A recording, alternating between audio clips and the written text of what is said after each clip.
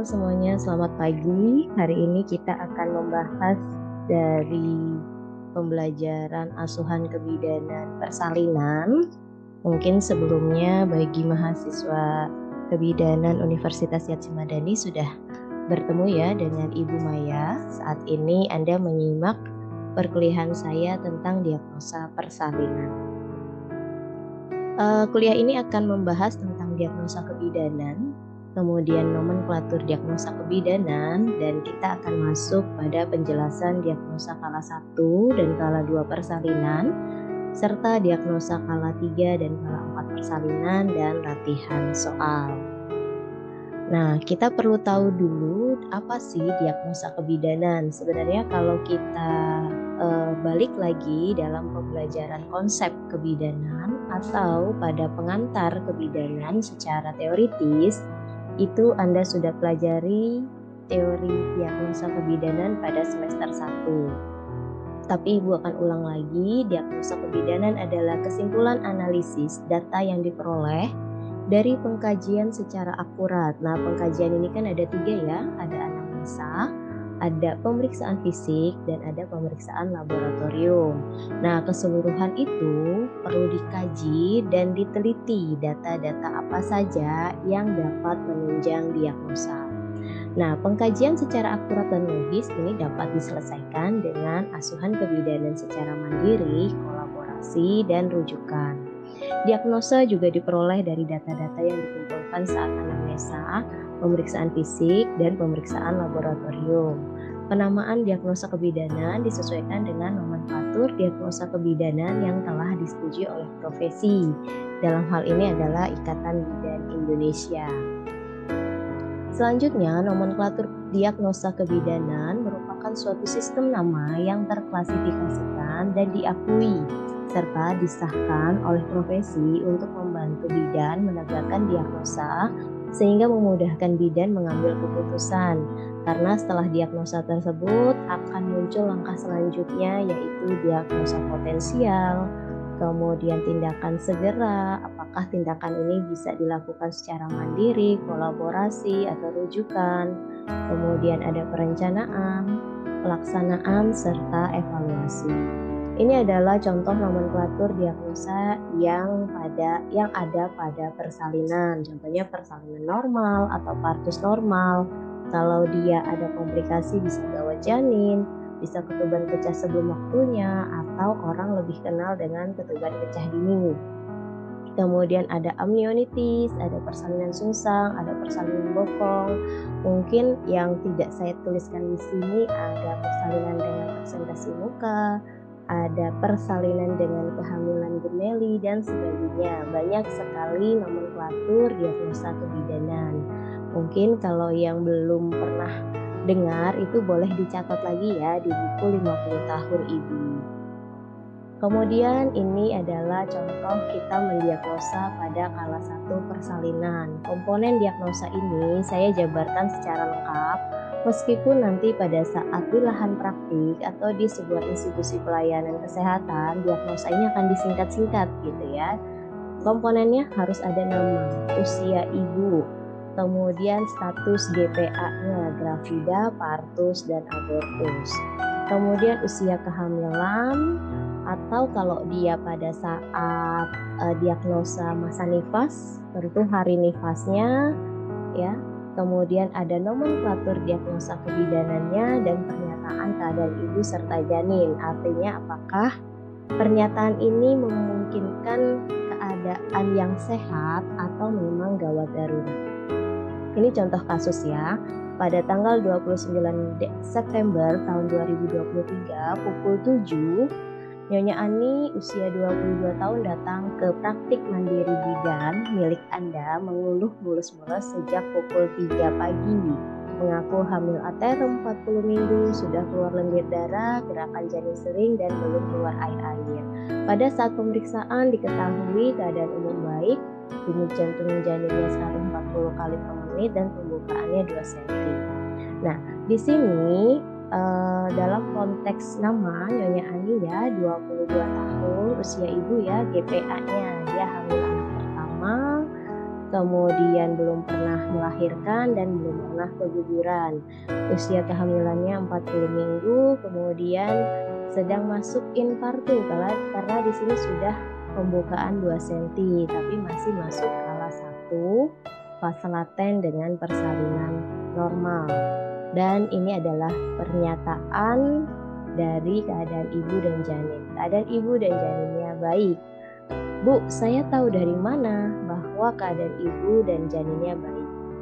Memang pada kasus ini tidak dijabarkan secara lengkap hasil pemeriksaan. Namun kalau hasil pemeriksaan lengkap, keadaan ibu bisa dinilai dari keadaan umum, status emosional, kemudian kesadarannya, ya, kemudian tanda-tanda vitalnya itu dalam batas normal. Sedangkan pada janin itu dilihat dari gerakan janin pada saat kita palpasi, kemudian kita tanyakan juga kepada ibu, serta denyut jantung janin yang dalam batas normal juga. Begitu. Kemudian ini diagnosa kala 1 tapi fase aktif. Kita lihat di sini langsung saja ya, pembukaannya 5 cm. Tapi sebenarnya setiap proses itu kita harus cek hasil pemeriksaan umum, hasil pemeriksaan dalam, dan partograf yang kita gunakan. Nah, ini contoh kasusnya masih sama pada tanggal 29 September 2023 pukul 17. Kalau tadi kan pukul 7 pagi, sekarang sudah sore.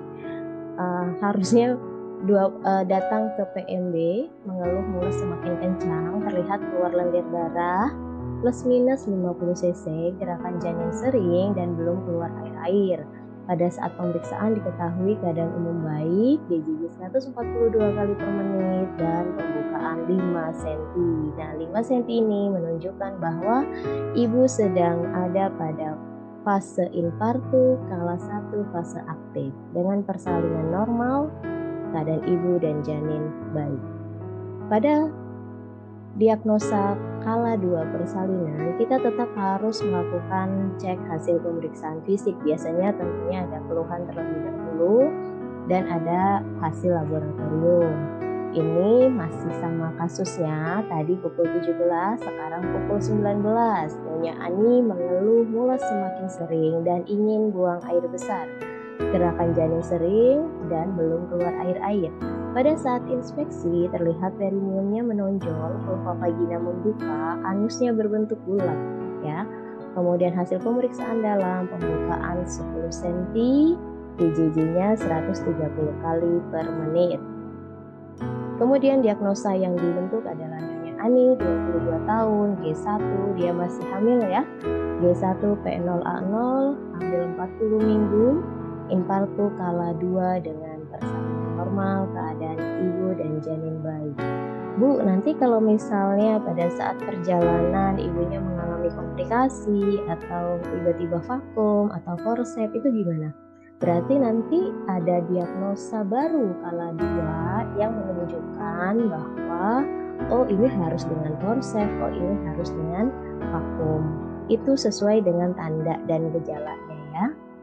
Kemudian diagnosa kala 3 persalinan. Di sini tanda yang paling awal adalah pada pukul 19.45.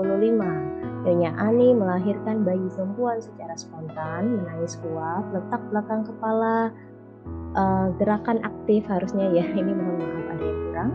Kemudian berat badan 3.200 gram dengan panjang badan 48 cm, TFU sepusat dan plasenta belum lahir. Di sini diagnosanya adalah Nyonya Ani, 22 tahun, G-nya sekarang hilang, tinggal P1, berarti sudah pernah melahirkan 1 kali, A0, infartu kala 3, keadaan ibu baik ya, ini dan janinnya salah, keadaan ibu baik. Kemudian tambahan diagnosa bayi, yaitu bayi Nyonya Ani, neonatus cukup bulan sesuai masa kehamilan. Ini biasanya kan diperiksa dan didiagnosa itu 2 jam masa postpartum ya, karena itu sudah sesuai di ukur berat badannya, di antropometri, kemudian diperiksa secara full dari kepala sampai kaki. Saya perbaiki dulu deh ininya sebentar ya. Baik, saya lanjutkan kembali. Di sini sudah berbeda ya diagnosa. Kala 3 persalinan, Nyonya Ani 22 tahun, P1, A0, infartu kala 3, keadaan ibu baik. Jadi ini janinnya sudah hilang. Janinnya jatuhnya di diagnosa bayi ya. Nanti disesuaikan dengan hasil pemeriksaan yang dilakukan pada bayi. Kemudian selanjutnya adalah diagnosa kala 4. Tentunya ini setelah plasenta lahir secara spontan dan lengkap. Di sini dengan data pada pukul 19.55, Nyonya Ani 22 tahun melahirkan plasenta secara spontan dan lengkap. Kemudian diagnosanya adalah Nyonya Ani 22 tahun, P1A0, infartu kala 4, keadaan ibu baik. Gitu ya. Ini cukup mudah sebenarnya. Kalau Anda latihan sekali 2 kali pasti bisa. Kemudian ini adalah contoh kalau terdapat komplikasi pada persalinan. Diagnosanya kalau contohnya di sini anemia ya. Ini semua pada kala 1 fase aktif. Sebenarnya komplikasi itu bisa muncul di fase mana saja, namun itu disesuaikan dengan diagnosanya nanti. Kalau misalnya ada yang bingung, nanti boleh komen di bawah ya. Nih, misalnya ada anemia dengan hasil pemeriksaan HB 10 gram persen ya. Contoh diagnosanya Nyonya Ani 22 tahun, G1 P0A0, 40 minggu, infartu kala 1 fase aktif dengan persalinan normal dan anemia, keadaan ibu dan janin bayi. Bu, apakah anemia ini akan mengakibatkan gawat janin pada bayi? Bisa. Nah, itu tapi disesuaikan dengan hasil pemeriksaan denyut jantung janin. Kemudian kalau misalnya pada persalinan susang ya, kita akan menghasilkan pemeriksaan pada PT atau pemeriksaan dalam. Itu teraba sakrum janin ya, bentuknya segitiga dan kadang lancip gitu ya. Kemudian ada ciri bokong murni. Ini harus dibandingkan juga dengan muka. Contohnya adalah kalau bokong murni kan kita ini biasanya bisa kita lakukan setelah ketuban pecah ya. Tapi kalau ketubannya belum pecah, kita nggak bisa mengecek bokong murni, hanya teraba sakrum aja. Nah, contoh dari bokong murni ini adalah biasanya kita bisa meraba anus. Nah, anus ini akan mirip dengan mulut ya. Apa bedanya? Kalau mulut itu ada penghisapan, kalau anus tidak ada. Kemudian kalau anus itu punya sphincter ani ya, dia biasanya mencengkram seperti itu. Nah, kemudian kalau bagian bokong itu kan sekitarnya daerahnya lunak, itu hampir mirip dengan pipi ya. Nah, tapi ada bedanya. Kalau pipi itu ada lekuk orbita. Orbita itu adalah alis ya. Jadi kalau pada presentasi bokong itu tidak terdapat orbita begitu. Kemudian biasanya kalau ketubannya sudah pecah, kita juga bisa melihat adanya tanda mekonium.